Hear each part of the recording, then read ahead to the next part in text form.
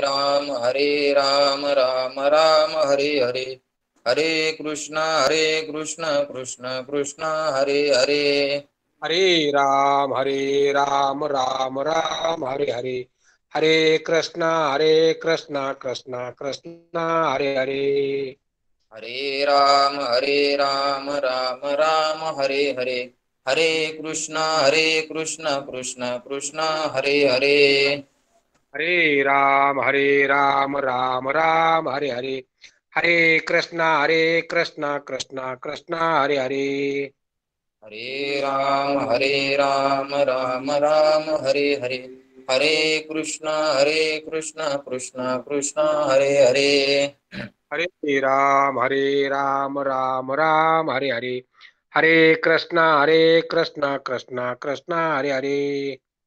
पुंडलीक वरदा हरी विठ्ठल श्री ज्ञानदेव तुकाराम, पंढरीनाथ भगवान की जय, माऊली ज्ञानेश्वर महाराज की जय, जगद्गुरु तुकाराम महाराज की जय, सद्गुरु साखरे महाराज की जय, श्री गुरु रंगनाथ महाराज की जय, श्री गुरु भाऊ महाराज की जय। विश्वाचा जनिता म्हणे यशोदेसी माता, ऐसा भक्ताचा अंकित, लागे तैसी लावी प्रीत, निष्काम निराळा गोपी लाविल्या चाळा, ऐसा भक्ताचा अंकित, लागे तैसी लावी प्रीत। तुका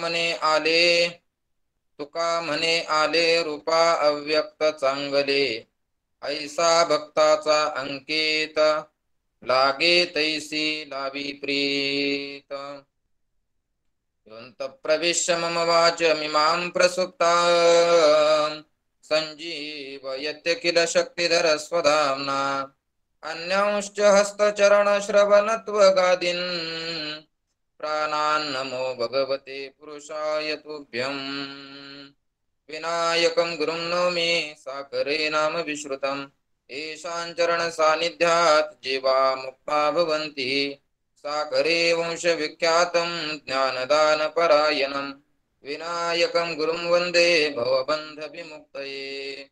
ज्ञानप्रतापविलसतवचनामृतं च, अद्वैतभावपटुतां हितबुद्धिरहस्य, ज्ञानेश्वरस्तु भगवान् अवतीर्ण एव, श्रीरङ्गनाथ गुरुराज नमोऽस्तु तुभ्यं, श्रीरङ्गनाथं गुरुराजवर्यं, मुमुक्षूणां ज्ञानदानैकदक्षं, प्रभावती क्षेत्रनिवासिनं नमामि वेदान्तविदां वरिष्ठम्। रामकृष्ण हरी महाराज, मी बंद करतो आणि ठेवतो हा. हो, आणि आपले कोविड सेंटर 4 कोविड सेंटरचे लोक आपले प्रवचन श्रवण करतायत. म्हणजे जवळजवळ 700-800 लोक आपली प्रवचन सेवा ऐकतात. म्हणजे यावर किती त्याच्यापेक्षा ते पण श्रवण करतायत. म्हणजे जे कोरोना बाधित, मला सांगायचं लक्षात नव्हतं राहिलं तेवढं फक्त. बर, काही अडचण नाही, व्हिडिओ बंद करून ठीक. ठेवला तरी चालेल. रामकृष्ण.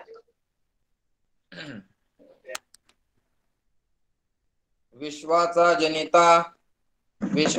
जनिता म्हणे यशोदेसी माता, ऐसा भक्ताचा अंकित, लागे तैसी लावी प्रीत। प्रस्तुत प्राप्त प्रसंगी प्राप्त स्थळी प्रवचन रूपी सेवेकरिता निवडलेला अभंग, महान भगवत भक्त देहू निवासी कैवल्य साम्राज्य चक्रवर्ती ज्ञानेश प्रिय वितराग संपन्न महाराष्ट्र भूषण श्रीमंत श्री जगद्गुरु तुकोबाराय यांचा अत्यंत महत्वाचा गोड उत्तम चिंतनीय, बहुतेकांच्या परिचित असणारा हा अभंग आहे. अभंगामध्ये जगद्गुरु तुकोबाराय देव भक्ताचा कशा पद्धतीने अंकित आहे, वास्तविक त्याचं खरं स्वरूप काय आहे, पण भक्तांच्या अंकित होऊन तो कशा कशा पद्धतीने आकाराला येतो, रूपाला येतो, निर्गुण असताना गुणवानाने गुणाने युक्त होतो, खऱ्या अर्थाने तो विश्वाचा पिता असताना त्या ठिकाणी तो यशोदेला माता म्हणतो, याचं कारण काय असेल तर फक्त आणि फक्त तो भक्ताचा अंकित आहे, अशा पद्धतीचा विचार जगद्गुरु तुकोबाराय या अभंगाच्या माध्यमातून करतात. तुकोबाराय असं सांगतायत की हा वास्तविक पाहता विश्वाचा जनिता आहे, विश्वाचा जनिता आहे म्हणजेच विश्वाचा जनक आहे, म्हणजे विश्वाचं कारण तो आहे. आणि पण असं असताना सुद्धा तो मात्र स्वतःला यशोदेचा म्हणजे यशोदेला माता म्हणतो, म्हणजे तो कारण आहे पण स्वतःला कार्य समजतो. का बरं? कारण तो भक्ताचा अंकित आहे, म्हणून तो कारण असताना स्वतःचं कारणत्व दाखवत नाही, तर यशोदेला कारणत्व देतो आणि स्वतः मात्र कार्यत्वाचा स्वीकार करतो. म्हणे यशोदेसी माता. का बरं? तर ऐसा भक्ताचा अंकित, लागे तैसी लावी प्रीत. आपण त्याला जसं त्या ठिकाणी प्रेम लावावं त्या पद्धतीने तो आपल्यावरती प्रेम करणारा अशा पद्धतीचा होत असतो.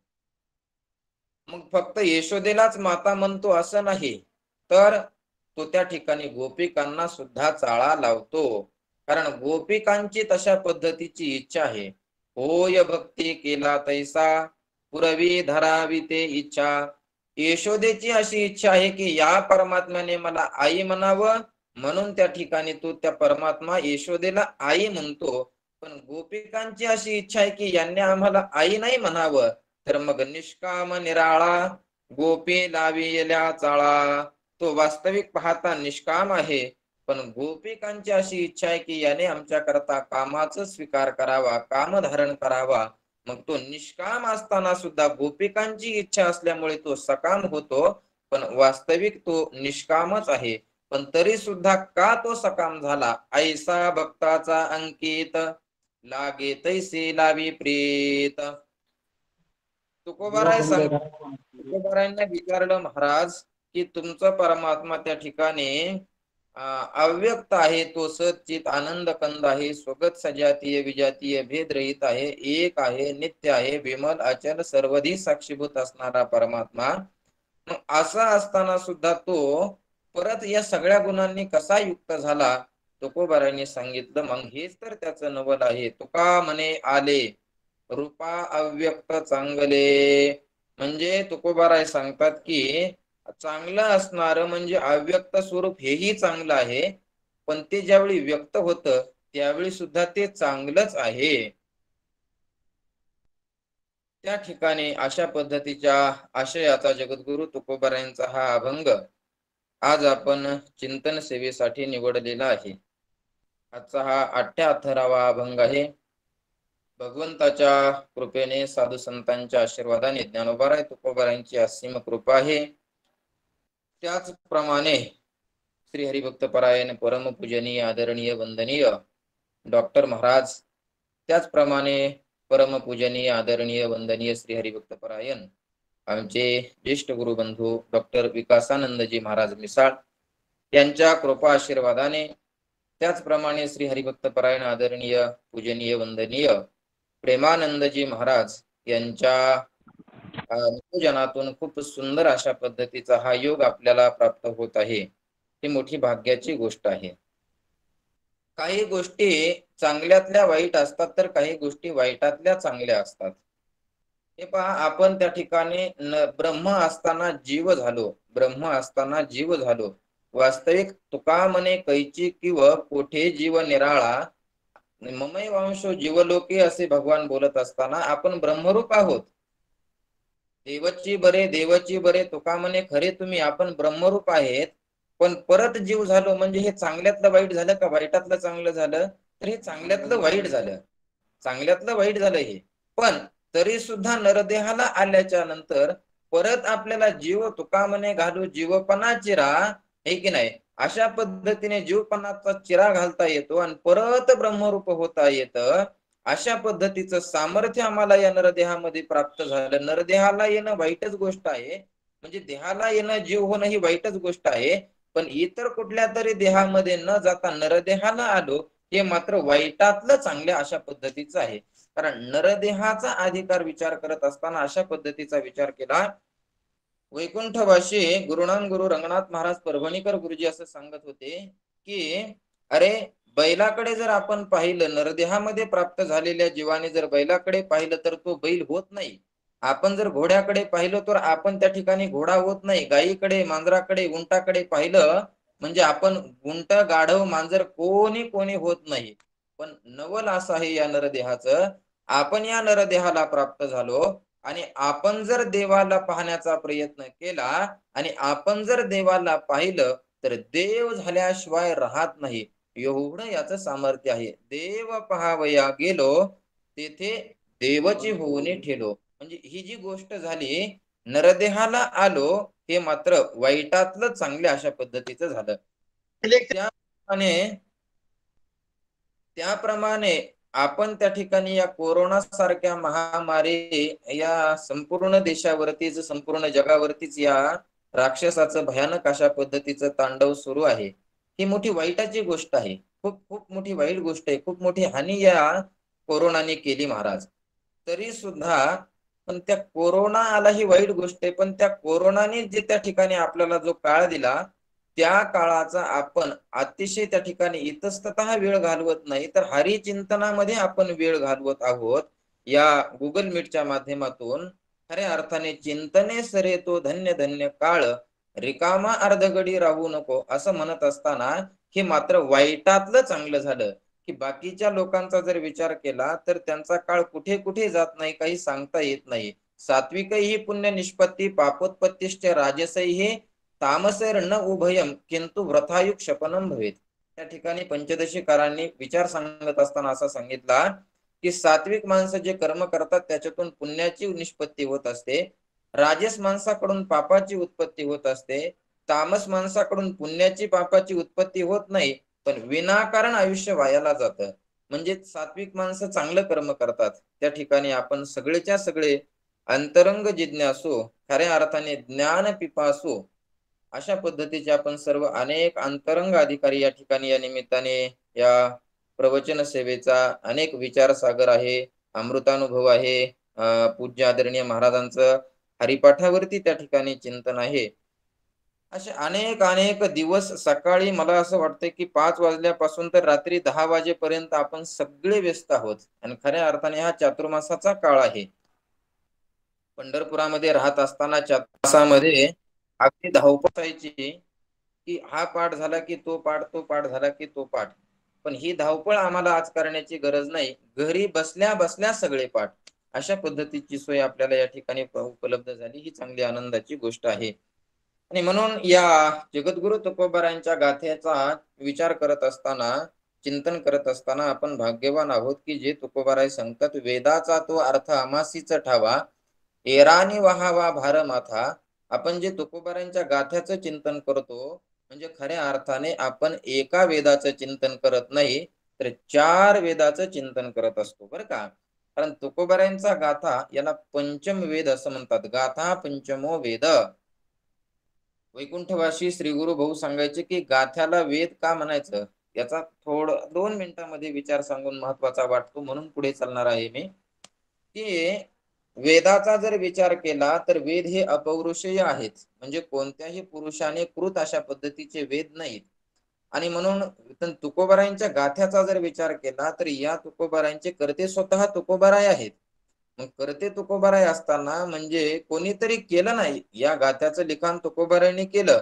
जगदुद्धाराला की धरेला अवतार हे सगळं जरी असलं तरी पण तुकोबाराय कर्ते आहेत आणि वेद मात्र अपौरुषेय आहेत. मग याला, या गाथ्याला वेदाची उपमा कशी दिल्या जाते, तर त्याचा अर्थ असा आहे. गुरुवर्य भाऊ एक 2-3 कारणामध्ये याचं, या गाथ्याला वेद कसं म्हणायचं याचा विचार सांगत होते. पहिलं कारण असं आहे की तयाचे बिसाट शब्द सुखे म्हणून येती वेद, सदेह सच्चिदानंद का न होती ते. म्हणजे जे महात्मे त्या ठिकाणी म्हणजे उच्चतम अवस्थेला काम नाही अशा पद्धतीच्या अवस्थेला जे प्राप्त झालेले महात्मे आहेत, त्यांचे या स्वैर कथाम तेशाम भवंती शास्त्राने, त्यांच्या मुखातून स्वैर शब्द आले तरी ते सुद्धा वेद होत असतात.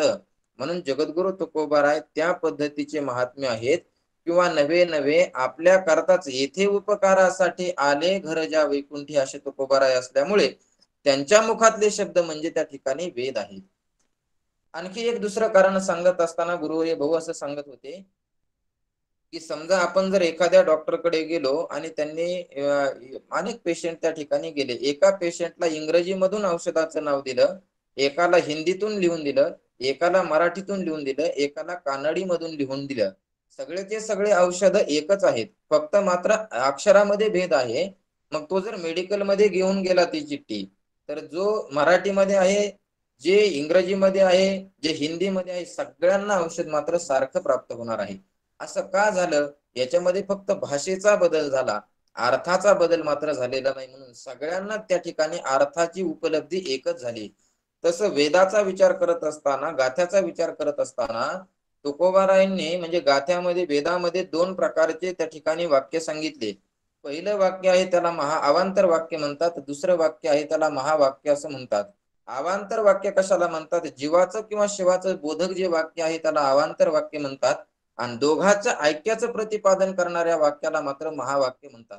त्याप्रमाणे या गाथ्याचा जर विचार केला तर या गाथेमध्ये जगद्गुरु तुकोबारायांनी काही अवांतर वाक्य सांगितले आणि काही महावाक्य सांगणारे जगद्गुरु तुकोबारायांचे अभंग आहेत. सुंदर ते ध्यान उभे विटेवरी करकटेवरी ठेवून या, अशा अभंगाचा जर विचार केला तर हे अवांतर वाक्य आहे. तुका म्हणे कैची किंवा कोठे जीव निराळा, याचा जर विचार केला तर हे महावाक्य आहे. म्हणून फक्त फरक काय झाला? वेद हे संस्कृत मध्ये आहेत आणि जगद्गुरु तुकोबारायांचे अक्षर मात्र प्राकृत आहेत. पण त्याच्यापासून जो अर्थाची उपलब्धी होणार आहे ती मात्र दोन्हीकडे सारखीच होणार आहे. म्हणून याला वेद असं म्हणतात. आणखी एक महत्वाचं कारण असं आहे की ऋग्वेद, यजुर्वेद, सामवेद आणि अथर्ववेद असे वेद वेगळे वेगळे आहेत. पण तुकोबारायांनी काय केलं? वेदाचे केले विवरण, अर्थही गहन करून या. तुकोबारायांनी चारही वेदाचा त्या ठिकाणी वेदाचा तो अर्थ आमासीच ठावा असं तुकोबाराय म्हटले, आणि चारही प्रकारच्या वेदाचं त्या ठिकाणी या गाथ्यामध्ये आलं महाराज. गाथ्यामध्ये काय नाही, गाथ्यामध्ये सर्वच काही आहे. म्हणून हा गाथा काय आहे? वेद आहे. पूज्य गुरुवर्य श्री चंद्रशेखर महाराज देगलूरकर यांनी एके दिवशी गाथा चिंतनामध्ये सांगत असताना विचार सांगितला की आमचे एक मित्र आहेत असं म्हटले ते, की ज्यांनी वेदाचा अभ्यास केला आणि या गाथ्याचा सुद्धा अभ्यास केला, तर जगद्गुरु तुकोबारायांच्या गाथ्याचे अभंग 4092 असा विचार केला तर पहिल्या 1000 अभंगामध्ये एका वेदाला अनुसरूनच सगळीच्या सगळी अभंग, सगळीच्या सगळी प्रमाण त्याला अनुसरून सापडतात. दुसऱ्या 1000 अभंगाचा विचार केला तर दुसरा जो वेद आहे त्याची सगळीच्या सगळी प्रमाण त्याला अनुकूल. तिसऱ्या 3000 म्हणजे 1000 अभंगाचा विचार केला तर त्या तिसऱ्या वेदाचा, आणि चौथ्या 1000 अभंगाचा जर विचार केला तर जणू काय ते ऋग्वेद, यजुर्वेद, सामवेद आणि अथर्ववेद अशा पद्धतीचं त्या ठिकाणी जणू काही जगद्गुरु तुकोबारायांनी मराठीमध्ये अनुवाद केला की काय, असं त्यांनी एके दिवशी गाथा चिंतनामध्ये सांगितलं होतं. आणि म्हणून त्या ठिकाणी आपल्याला या गाथेचं चिंतन करत असताना आपण वेदाचं चिंतन करत आहोत, ही मोठी भाग्याची गोष्ट आहे.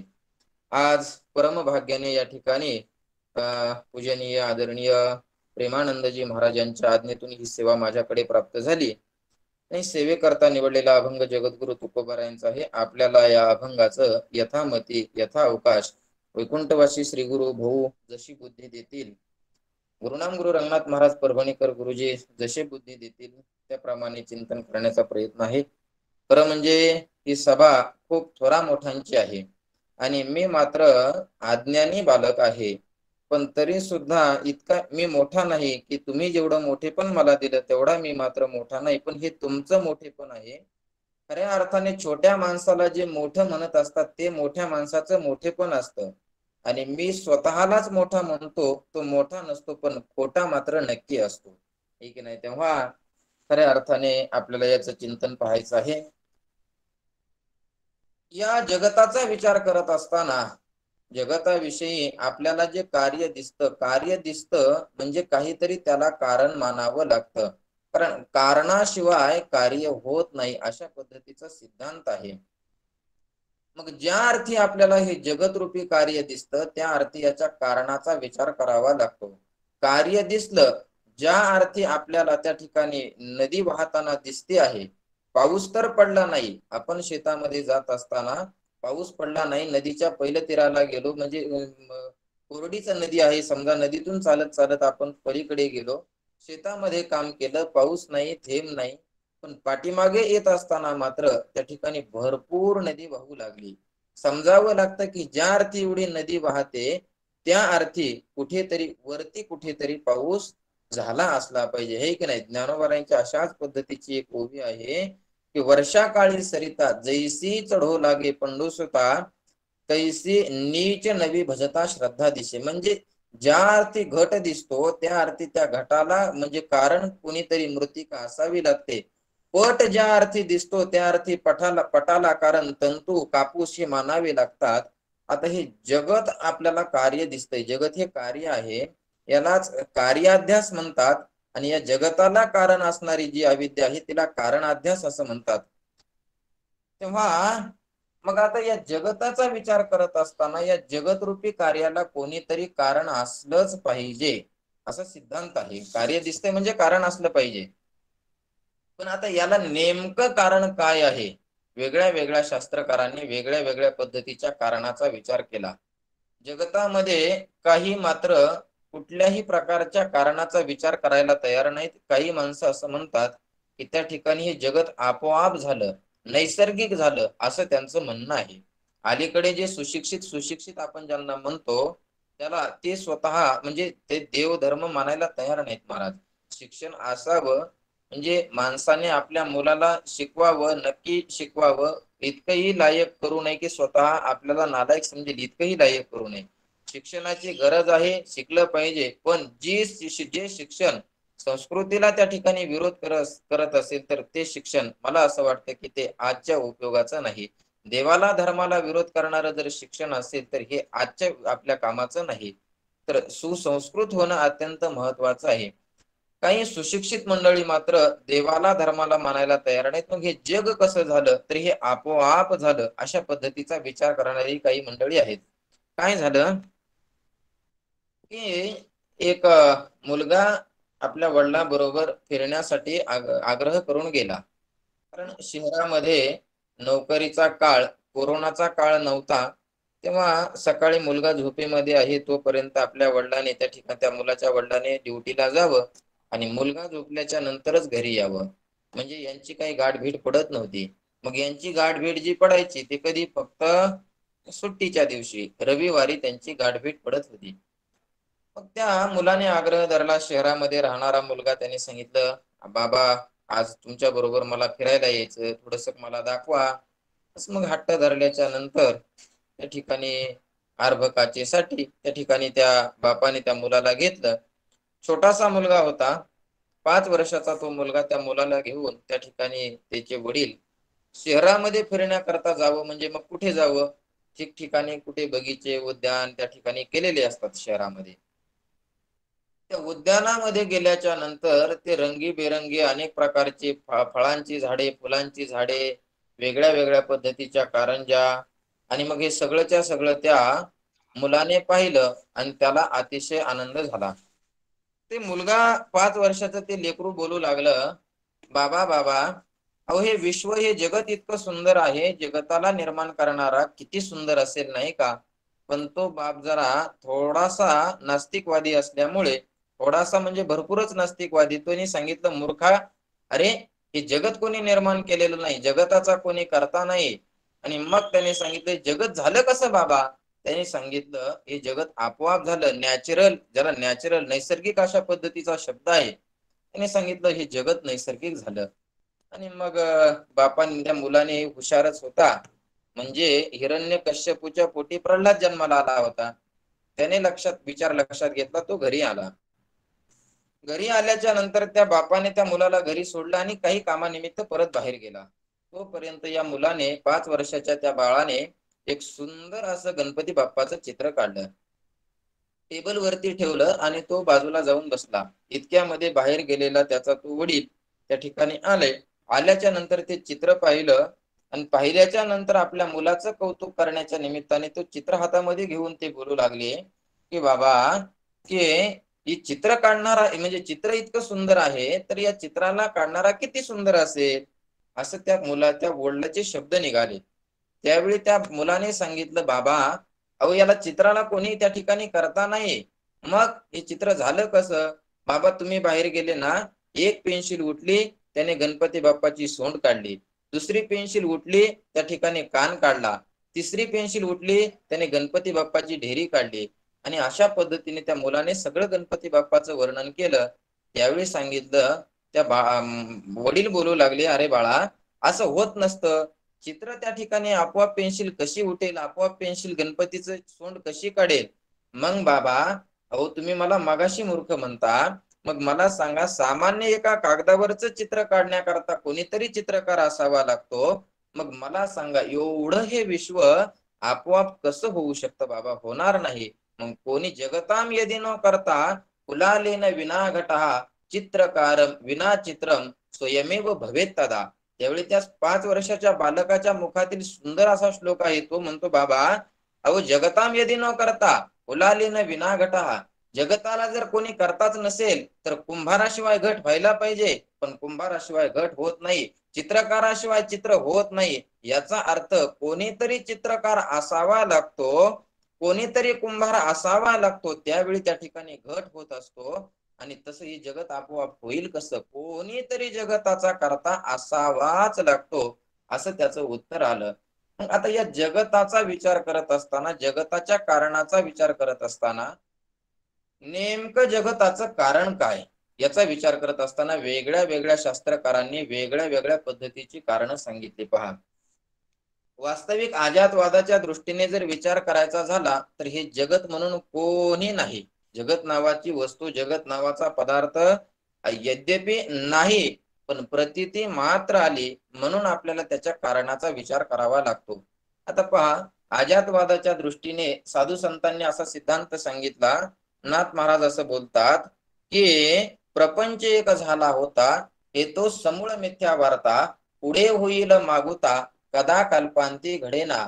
अहो हे प्रपंच म्हणजे कसं झालेलं आहे? हे अजातवादाच्या दृष्टीने न झाला प्रपंच, आहे परब्रह्म, अहम सोहम ब्रह्म आकळले. म्हणजे हा अजातवादाच्या दृष्टीने जगत म्हणून कोणी नाही. जसा वंध्यापुत्र नाही, जसं शशशृंग नाही, जसं खपुष्प नाही, ते तर भीष्म स्त्रियशी पाना आला. नाथ महाराजांनी आपल्या भागवतामध्ये याचा विचार करत असताना असं सांगितलं की म्हटले की त्या ठिकाणी हनुमंत लग्न लावावी, हनुमंतरायांचा मुलगा. मग त्या हनुमंतरायांना मुलगा झाला, मग त्यांना त्या ठिकाणी हनुमंतरायांच्या पत्नीला दूध आलं नाही. मग काय केलं? ते तर भीष्म स्त्रियशी पाना आला, मग भीष्माचार्यांच्या पत्नीला त्या ठिकाणी त्या हनुमंतरायाच्या मुलाला पाजलं. मग काय झालं? ते इतका म्हणजे दूध पिऊन त्या ठिकाणी इतकं ते मस्त झालं, घरभंगू केला दिगंबराचा. त्या ठिकाणी ते असं म्हणजे पैलवान झालं, हनुमंतरायासारखं बलवान झालं. आणि त्याने काय केलं? दिगंबराचा, दिगंबर कोणाला म्हणतात? ज्याच्या अंगावरती म्हणजे वस्त्र सुद्धा नाही त्याला दिगंबर म्हणतात. मग अशा दिगंबराचा त्याने घरभंग केला, घराचा नाश केला. म्हणजे हे कसं, यातल्या काय खरंय महाराज? काही खरं नाही. काही कासवीचं दूध काढलं आणि त्याच्यापासून तूप आलं, त्याचे गुलाबजामुन केले, त्याची जिलबी केली, हे कसं शक्य आहे का? हे काही शक्य नाही. तसं हे जगत म्हणजे अजातवादाच्या दृष्टीने काही नाही. पण आता तरी सुद्धा प्रतीतीला येतंय, म्हणून आपल्याला याच्या कारणाचा विचार करावा लागतो. मग आता या कारणाचा विचार करत असताना मोठ्या मोठ्या शास्त्रकारांचा मोठ्या मोठ्या पद्धतीचा वाद आहे. आता याच्या कारणाचा विचार करत असताना नैयायिकांनी आरंभवाद सांगितला आणि त्या ठिकाणी सांख्यांनी परिणामवाद सांगितला. परिणामवाद सांख्य असं सांगतात की त्यांचा असा विचार आहे, ते असं म्हणतात की जी प्रधान आहे, जी प्रकृती आहे, सत्व रज तम या 3 गुणांची साम्य अवस्था म्हणजे त्या ठिकाणी आपण प्रकृती म्हणतो, त्यालाच सांख्य त्या ठिकाणी प्रधान असं म्हणतात. मग त्या प्रधानामध्ये त्या ठिकाणी काय होतं? ज्यावेळी समानता असेल 3 गुणांची, त्यावेळी या सृष्टीचा लय होतो, आणि ज्यावेळी गुणामध्ये कमी अधिकपणा होतो त्यावेळी या सृष्टीची उत्पत्ती होते, असं त्यांचं म्हणणं आहे. मग भगवत पूज्यपाद जगद्गुरु श्री शंकराचार्यांनी त्या ठिकाणी सुंदर याचा विचार आपल्या ब्रह्मसूत्र भाष्यामध्ये सांगितलेला आहे. मग आता त्यांनी तर्कपाद नावाचा एक स्वतंत्र पाद ब्रह्मसूत्र भाष्यामध्ये आहे, खूप सुंदर विचार त्याच्यामध्ये आला. आचार्यांनी त्यांना विचारलं की म्हटले, अहो की हे जे सत्व रज तम त्रिगुणात्मक ही जड आहे. आता त्यांनी विचार असा सांगितला की कार्यामध्ये म्हणजे जे गुण असतात ते कारणाचे गुण असतात, बरं का. थोडस आपण ऐकणारे खूप जाणकार आणि खूप मोठे मोठे आहात, पण तरी सुद्धा माझच बरोबर आहे का नाही हे पडताळण्यासाठी मी आपल्या समोर हा विषय मांडतोय. पहा की ज्या म्हणजे कारणाचे गुण कार्यामध्ये असतात, कारणाचे गुण हे कार्यामध्ये असतात असा सिद्धांत आहे. त्या सांख्यांनी विचारलं की तुम्ही असं म्हणता की परब्रह्मापासून हे जगत झालं, असं तुमचं म्हणणं आहे. मग परब्रह्म कसं आहे? तर सत चित आनंद अशा पद्धतीचं हे परब्रह्म आहे की नाही. सच्चिदानंद रूपाय विश्वोत्पत्त्यादी हे तवे तापत्रय विनाशाय श्रीकृष्णाय वयम नुमहा. म्हणजे सत चित आणि आनंद रूप परमात्मा आहे. आणि त्या परमात्म्यापासून जर जगताची निर्मिती झाली असेल तर मग हे जगत सुद्धा कसं व्हायला पाहिजे, सत चित आणि आनंद रूप व्हायला पाहिजे. ज्या रंगाची माती असेल, मातीच्या ठिकाणी जे गुणधर्म असतील तेच गुणधर्म घटाच्या ठिकाणी असणार आहेत. जर म्हणजे माती असेल, काळी माती असेल तर मग त्या ठिकाणी त्या मातीपासून, काळ्या मातीपासून लाल घट होईल का? लाल घट होणार नाही. कसा होईल तो? काळाच होईल. मग हे जगत कसं आहे, तर सुख दुःख मोहात्मक जगत आहे. ठीक आहे नाही. आपल्याला या जगतापासून सुख दुःख मोह अशा पद्धतीचं त्या ठिकाणी म्हणजे दुःख होतं. पहा की पृष्यते को म्हणून मनिम लब्ध्वा क्रुध्यत्यन्य लाभतः पश्यत्येव विरक्तोत्र न कुप्यती न हृष्यती. प्रत्येक पदार्थ हा सुखाने दुःखाने आणि मोहाने त्या ठिकाणी युक्त आहे. पहा तुम्हाला उदाहरण सांगतो. ज्याप्रमाणे 3 मनुष्य त्या ठिकाणी जात असताना, रस्त्याने जात असताना रस्त्यावरती रत्न पडलं. रत्न पाहिलं, तिघांनीही पाहिलं आणि ते रत्न पाहिल्याच्या नंतर 2 जण पळत पळत गेले ते रत्न घेण्याकरता. आता एक रत्न आहे आणि ते घेण्याकरता 2 पळाले तर ते दोघांना नाही प्राप्त होणार, ते एकालाच प्राप्त होणार. मग ते रत्न एकाला प्राप्त झालं पण दुसऱ्याला मात्र ते काही प्राप्त झालं नाही. मग ज्याला प्राप्त झालं त्याला त्या रत्नापासून काय प्राप्त झालं? सुख प्राप्त झालं. आणि ज्याला प्राप्त झालं नाही त्याला काय झालं? दुःख झालं. म्हणजे रत्न एकच आहे पण ते सुखानेही युक्त आहे आणि दुःखाने सुद्धा युक्त आहे. तसं हे जगत पहा तुम्ही, प्रत्येकाला म्हणजे त्या ठिकाणी प्रत्येक पदार्थ हा सुख दुःख आणि मोहाने युक्त आहे. आणि तुम्ही जर असं म्हणता की परमात्म्यापासून जगत निर्माण झालं तर परमात्म्याच्या ठिकाणी सच्चित आणि आनंद रूपता आहे. पण जगतामध्ये मात्र सच्चित आनंद रूपता त्या ठिकाणी प्रतीतीला येत नाही. जगतामध्ये जे प्रतीतीला येतं ते काय प्रतीतीला येतं? सत चित, आपलं असत जड आणि दुःख रूपता, सुख दुःख मोहात्मक हे जगत आहे. मग आता मला सांगा, हे जर सुख दुःख मोहात्मक जगत असेल तर या जगताला कारण सच्चिदानंद परमात्मा मानता का सुख दुःख मोहात्मक असणारी तुम्ही प्रधान कारण मानता? संख्यांचं असं मत आहे की सच्चित म्हणजे असत जड दुःख रूप सुख दुःख मोहात्मक जगत आहे ना, आमचं प्रधान सुद्धा तशाच पद्धतीचं आहे. ते असत जड दुःख रूप सुख दुःख मोहाने युक्त अशा पद्धतीचं आमचं प्रधान आहे. आणि त्या प्रधानापासून हे असत जड दुःख रूप मोहात्मक जगत प्रतीतीला येतं अशा पद्धतीचा त्यांचा विचार आहे. मग आता हे आपल्याला मान्य होतं की नाही? अहो आपलं हे खरं आहे.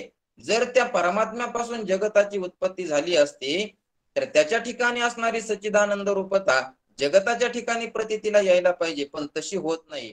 आणि मग हे सुख दुःख मोहात्मक असणारं जे प्रधान आहे त्याच्यापासून मात्र हे जगत निर्माण झालं. त्याच्या ठिकाणी जी त्या ठिकाणी सुख दुःख मोहात्मकता आहे ती जगताच्या ठिकाणी प्रतीतीला येते असं त्यांचं मत आहे. संख्यांचं असं मत आहे. मग आचार्यांनी त्यांना असं सांगितलं की अहो म्हटले जडाला कोणीतरी त्याच्यामध्ये त्या ठिकाणी जड स्वतंत्र कार्य करू शकत नाही. जड हे स्वतंत्र कार्य करू शकत नाही. कोणीतरी चेतन असावा लागतो. म्हणजे सत्व रज तम ही 3 गुणांची साम्य अवस्था ज्यावेळी होते त्यावेळी आपण त्याला लय म्हणतो. पण हे कमी जास्त होण्याकरता कोणीतरी चेतन पुरुषाची आवश्यकता आहे की नाही? चेतन कोणीतरी असावा लागतो. त्याच्याशिवाय हे कमी जास्त कसे होतील? मग त्यांनी सांगितलं की अहो तसं नाही, म्हणजे होतं चेतन जडामध्ये सुद्धा क्रिया होते असं त्या संख्यांचं मत आहे. पण जडामध्ये स्वतंत्र क्रिया होत नाही. आपल्याला रथ चालत असताना दिसला म्हणजे कोणीतरी त्या रथाला वडणारे बैल आहेत म्हणूनच त्या ठिकाणी तो रथ ओढला जातो. कोणीतरी गाडी चालताना दिसते म्हणजे गाडी चालत नाही, गाडी चालवणारा कोणीतरी दिसतो. जडामध्ये क्रिया होत नाही स्वतंत्र, त्याचा कोणीतरी चेतन असावा लागतो. हा आहे की नाही? मग कोणीतरी त्या ठिकाणी चेतन असावा लागतो. मग तुमच्या या गुणांची कमी जास्तपणा करण्याकरता कोण कारण आहे असं त्यांना प्रश्न केला. त्यांनी मग पुढे आणखीन खूप सुंदर चिंतन आलं की त्यांनी सांगितलं हो म्हटले असं नाही की जसं लोहचुंबक आहे, लोहचुंबक काय आहे? जड आहे. लोखंड सुद्धा जड आहे.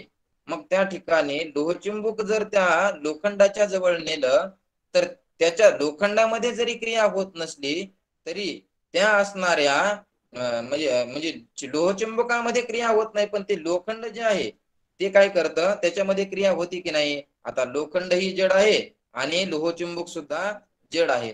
मग कसं झालं, त्याला आचार्यांनी असं सांगितलं की बाबा असं जरी असलं तरी सुद्धा ते लोखंड आणि लोहचुंबक जवळ आणण्याकरता ते स्वतंत्र येतील का? स्वतंत्र येणार नाही. कोणीतरी चेतन पुरुषच असायला पाहिजे. होईल की नाही असं? का स्वतंत्र येतं? स्वतंत्र येत नाही.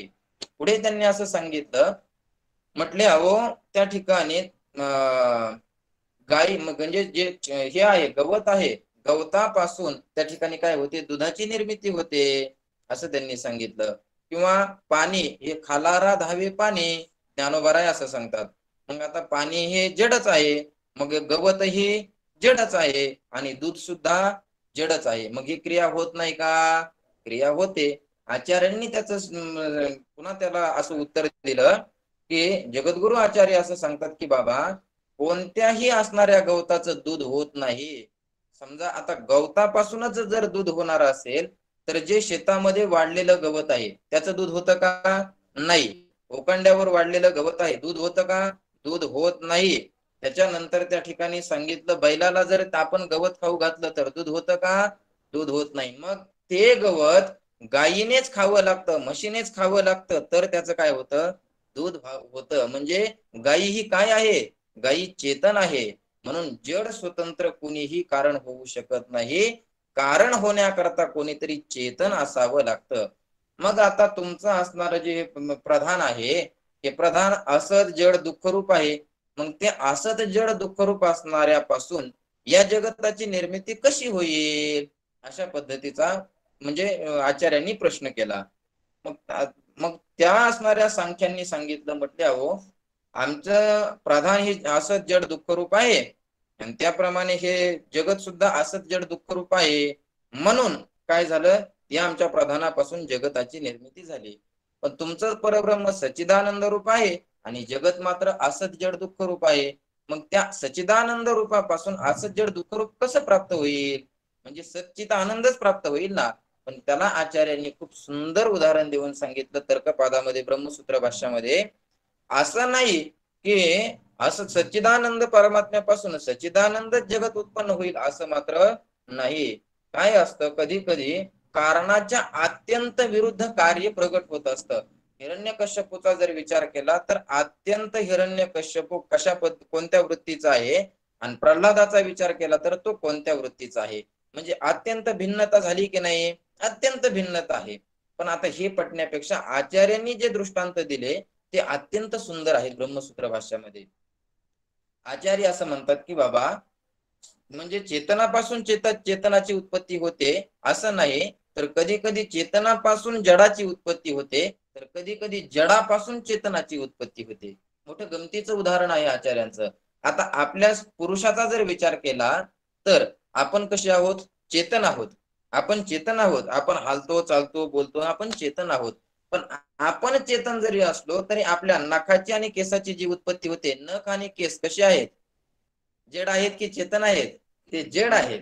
मग आपण चेतन असताना चेतनापासून जडाची उत्पत्ती झाली की नाही? झाली.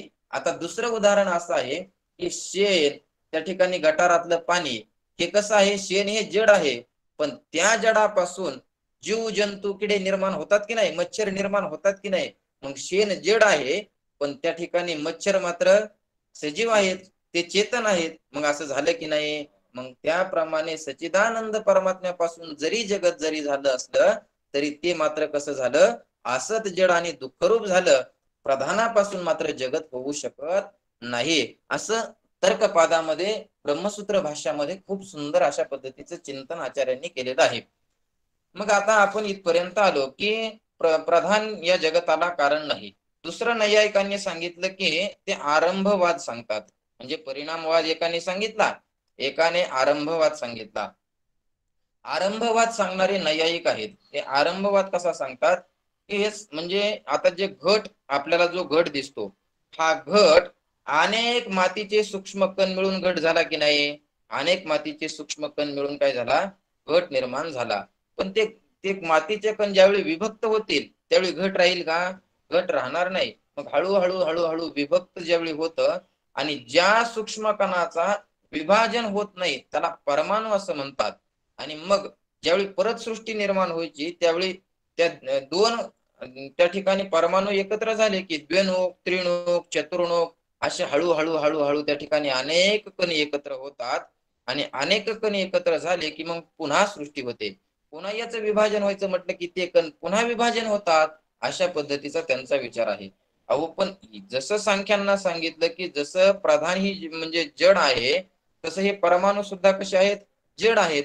दोन कपाल म्हणजे दोन कपालाचा संयोग म्हणजे घट.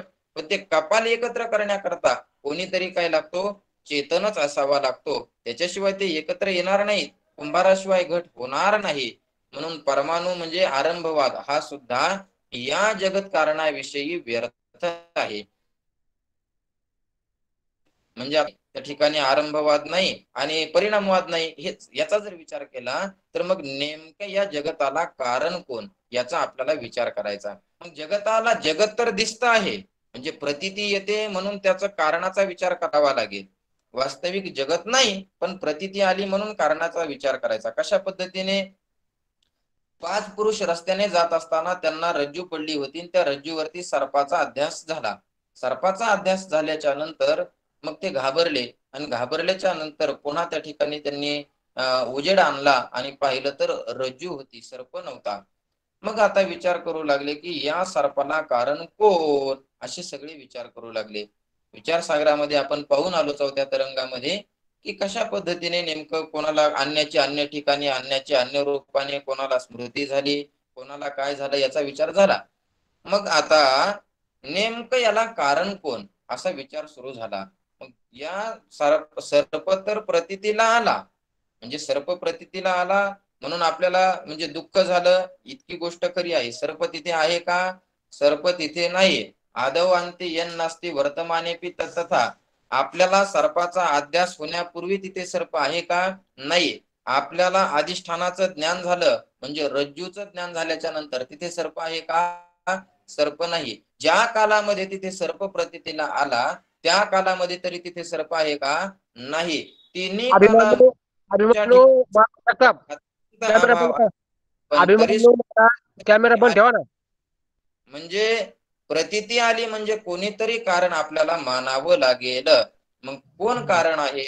तसं हे जे जगत आहे हे परमात्मा स्वरूपाच्या ठिकाणी तिन्ही कालामध्ये नाही म्हणजे भूतकालामध्ये नाही, त्या ठिकाणी भविष्य कालामध्ये नाही, ज्या कालामध्ये प्रतीतीला येतं त्याही कालामध्ये हे जगत परमात्मा स्वरूपाच्या ठिकाणी नाही.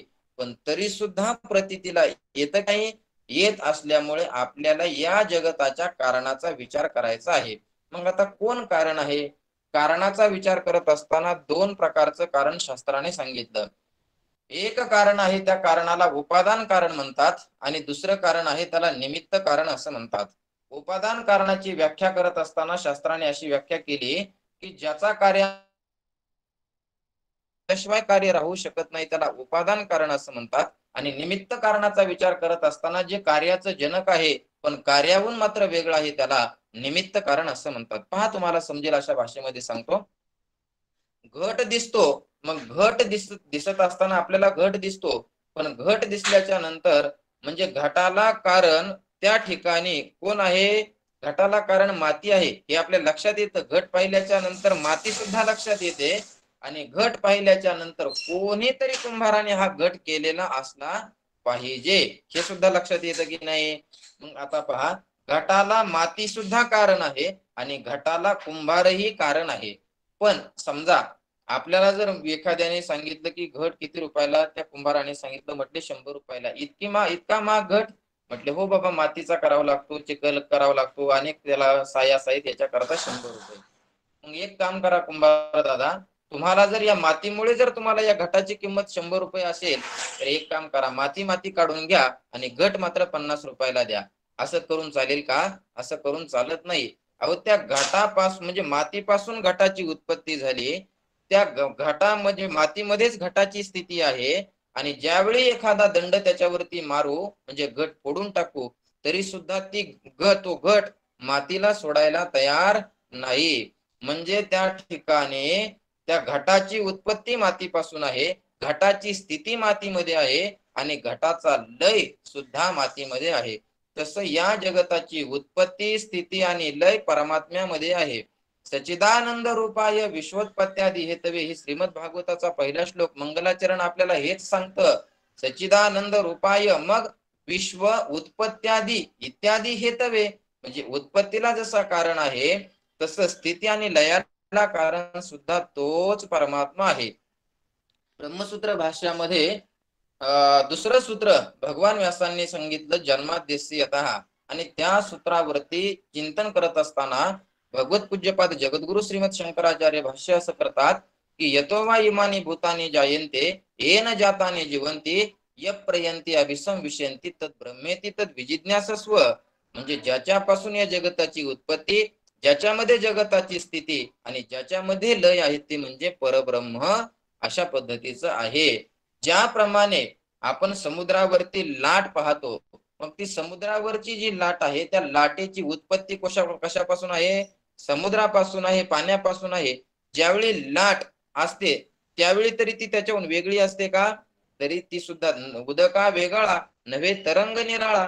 उदकापेक्षा तरंग बुडबुडा हा काही वेगळा नाही. म्हणजे जरी वेगळा जरी दिसत असला तरी मात्र तो त्याच्याहून वेगळा नाही. आणि ज्यावेळी ती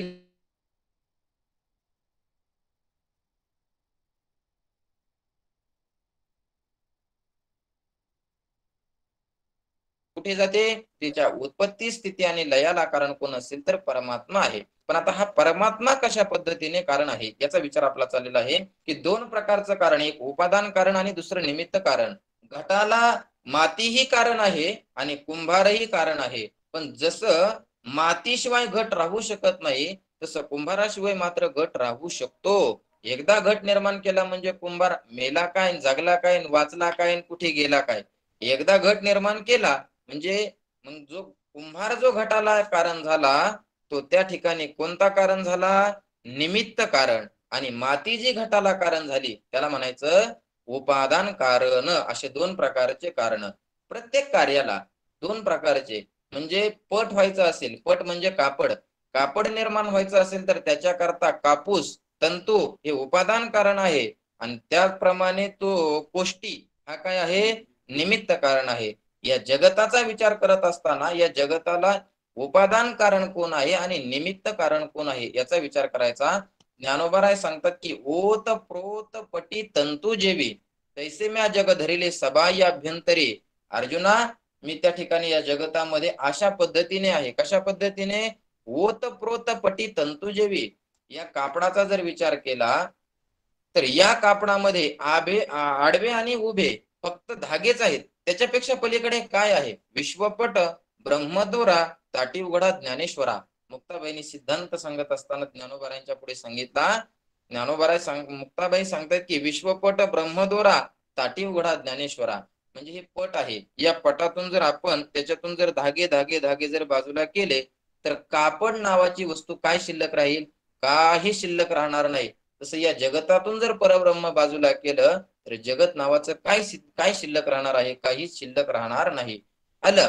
म्हणजे आता या जगताला उपादान कारण परमात्मा आहे हे सिद्ध झालं. आता निमित्त कारण कोण दुसरा आहे का? कोणी नाही. मग कोण आहे? तर तोच परमात्मा आहे, ज्याला अभिन्न निमित्त उपादान कारण असं म्हणतात. मग आता हे अभिन्न निमित्त उपादान कारण कसं? तर जे परब्रह्म आहे, जे स्वगत म्हणजे सच्चिदानंद स्वरूप आहे, स्वगत सजातीय विजातीय भेदरहित आहे, एक आहे, नित्य आहे, विमल अचल सर्वधी साक्षीभूत असं जे परमतत्व आहे ज्याला ब्रह्मस्वरूप म्हणतात, ज्या म्हणजे स्वरूपाचं कुठल्याही पद्धतीचं निर्देश करून सांगता येत नाही.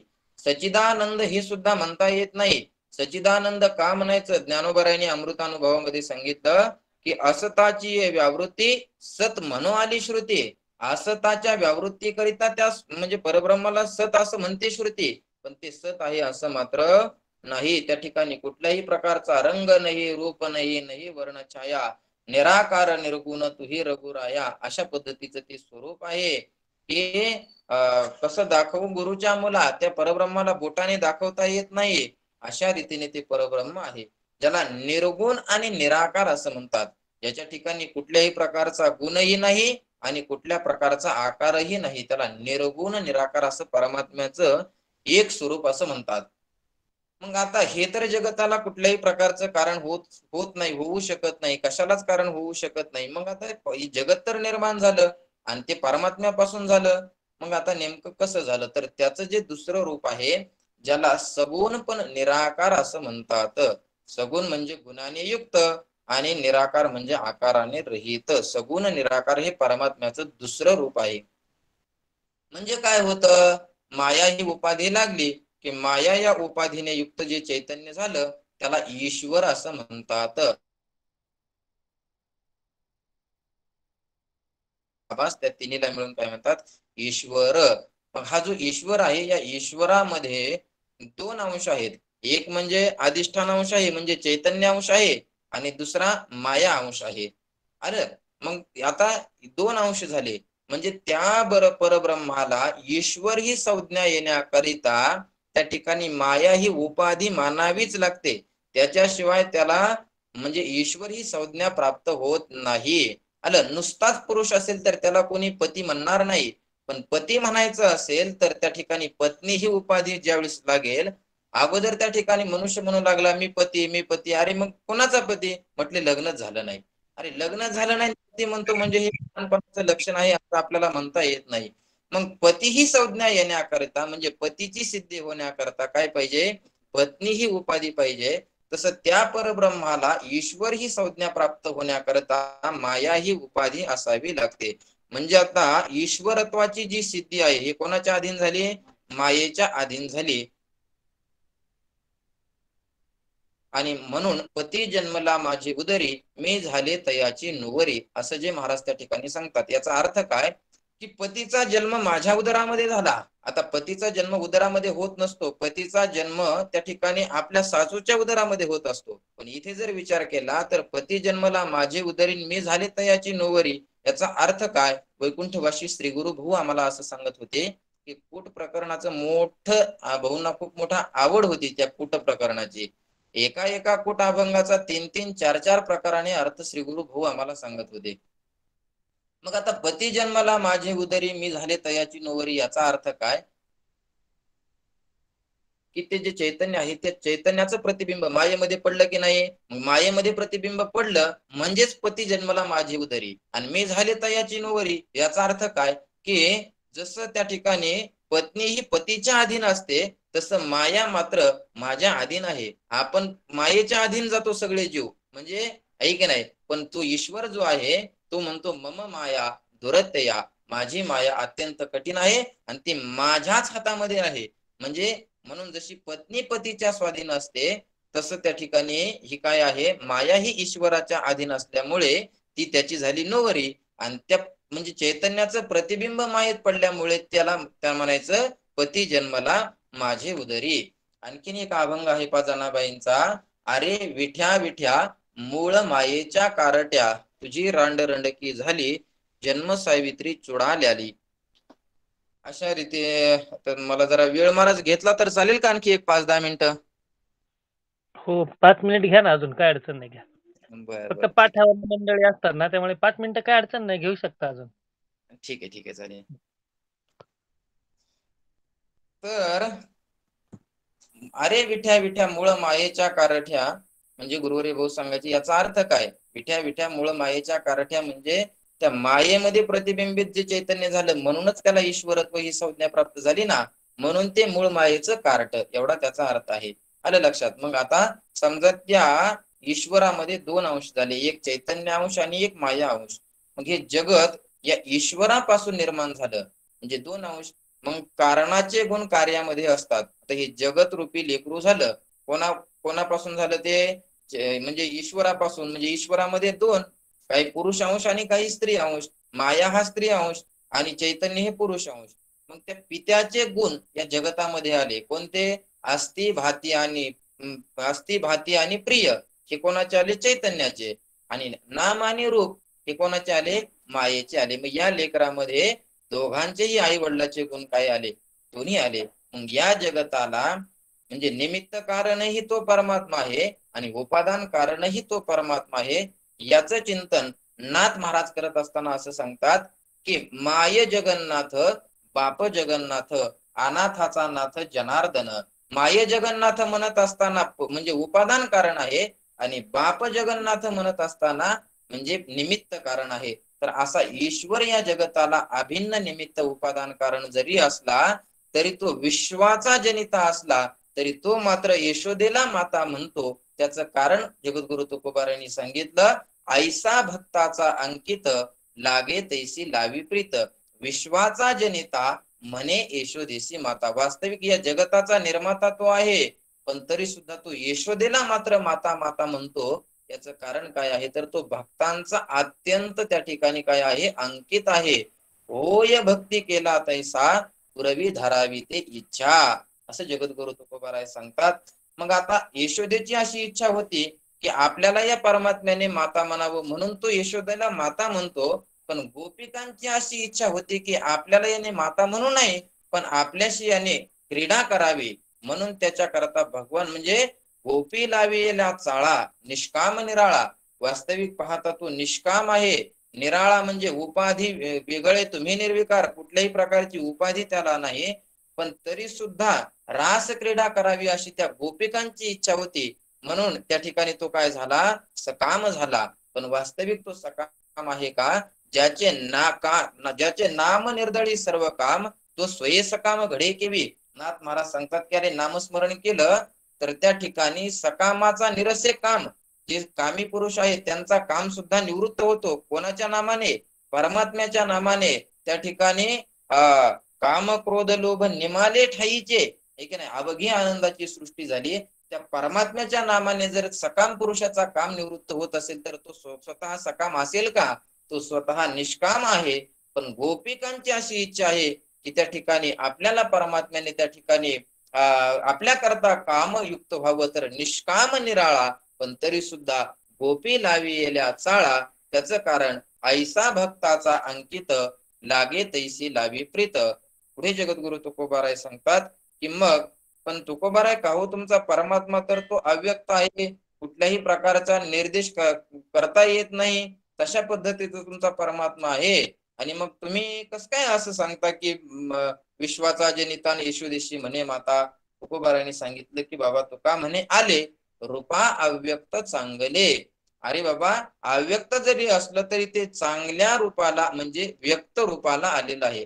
मग ते अव्यक्तामध्ये होतं तोपर्यंतही चांगलंच होतं आणि व्यक्त झालं तरी सुद्धा ते चांगलंच आहे. सोनं सोनं आहे तोपर्यंतही चांगलंच आहे पण त्या ठिकाणी अलंकार झाल्याच्या नंतर त्याच्याही पेक्षा चांगलं. सोनं म्हणजे वीट, सोन्याची वीट असेल बिस्किट असेल ते चांगलंच आहे ना. 24 कॅरेट सोनं आहे म्हणजे ते चांगलंच आहे. पण ते सोनं त्या म्हणजे वीट किंवा ते बिस्किट काही गळ्यामध्ये घालता येणार नाही. मग ते अव्यक्त रूपामध्ये आहे पण ते ओरिजिनलच आहे, ते काही डुप्लिकेट नाही, मग चांगलंच आहे. पण तेच ज्यावेळी त्याचे नाना प्रकारचे अलंकार होतात त्यावेळी मात्र ते त्याही पेक्षा चांगलं आहे. तसं अव्यक्त असणारं हे परमात्म्याचं रूप आहे. त्याच्यापेक्षा ते जर व्यक्त झालं तर गुन्हा आला विटेवरी पितांबरधारी सुंदर जो. किंवा तुका म्हणे आम्ही जे जे इच्छा करू ते ते कल्पतरू पुरविता. अशा पद्धतीने हा परमात्मा आम्हासाठी अवतार मत्स्य कुर्मादी सुकर मोहे धाव घाली पाना नाव घेता पंढरी राणा. अशा पद्धतीचा हा परमात्मा या असणाऱ्या आपल्या करता येतो असं जगद्गुरु तुकोबाराय या अभंगामध्ये चिंतन करतात. यथामती यथावकाश अभंगाचं चिंतन करण्याचा प्रयत्न केला. आमच्या खरं म्हणजे शारदाताईंच्या योगाने या ठिकाणी ही सेवा करण्याचा योग आला. जे योग्य असेल ते वैकुंठवासी पूज्य श्री गुरु भुवनच आहे. वैकुंठवासी पूज्य श्री गुरु असणारे पंढरीनाथ महाराज सोनेवाडीकर बाबा, पूज्य गुरुवर्य आमच्या विकासानंद महाराजांचे गुरुवर्य आणि आमचे सुद्धा गुरुवर्य. सुरुवातीला मुमुक्षु पाठशाळेमध्ये गेल्याच्या नंतर त्या ठिकाणी बाबांनी आम्हाला काही कळत नव्हतं पण समोर बसवावं आणि हे मी सांगतो हे ऐक म्हणावं.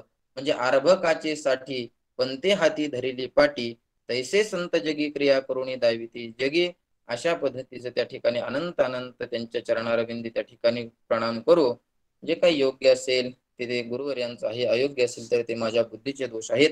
यदत्रा संस्ट्रोम किंचित तन्ममेव गुरुर्नहि सतत्रा संस्ट्रोम किंचित तद्गुरुरेव मे नाही. नातरी बालक बोबडा बोली वाकुडा विचुका पावली ते चोज करुणी माऊली रे जे जेवी. या न्यायाने झालेली सेवा भगवंताच्या चरणी, ज्ञानोबाराय तुकोबाराय साधू संतांच्या चरणी, गुरुनाम गुरु गुरुनाम गुरुनाम गुरु साखरे महाराज, त्याचप्रमाणे वैकुंठवासी गुरुनाम गुरु रंगनाथ महाराज, पूज्य श्री गुरु भाऊ, सर्व गुरुवर्यांच्या चरणी समर्पित करू. या ठिकाणी थांबू. पुंडलिक वरदा हरी विठ्ठल, श्री ज्ञानदेव तुकाराम पंढरीनाथ भगवान की जय. मौली ज्ञानेश्वर महाराज की जय. जगद्गुरु तुकाराम महाराज की जय.